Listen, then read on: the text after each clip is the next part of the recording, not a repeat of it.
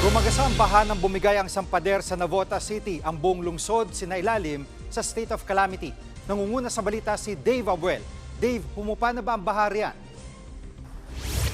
Jiggy, unti-unti nang bumababa ang tubig dito sa M. Naval sa Navotas matapos ang buhos ng ulan kanina na sinabayan pa ng high tide. Sa kasagsagan ng ulan, isang pader sa tabi ng ilog dito sa Celestino Street ang bumigay. Rumagasa tuloy ang tubig baha papunta sa mga bahay. Nagsilikas naman na kanina ang ilang residente.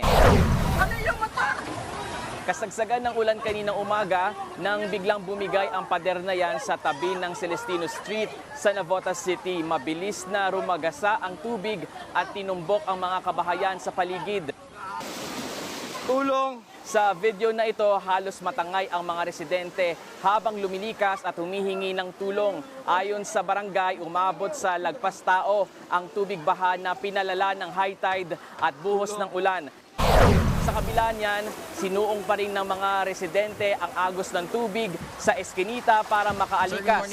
Rumisponde na rin ang mga pulis at kawani ng Navotas DRRMO. Sinagip nila ang mga residente at isinakay sa rubber boat.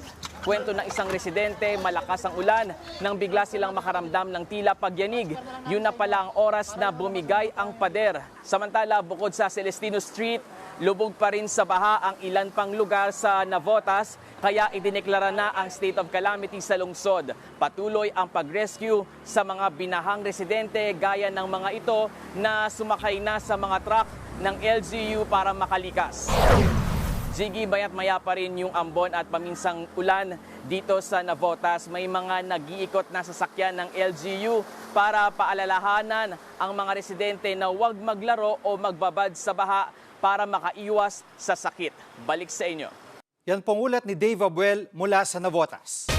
Mga kapatid, Jig Manikad po, pagdating sa mahalagang balita sa loob at labas ng bansa, dapat una sa lahat, mag-follow at mag-subscribe na sa social media pages ng News 5.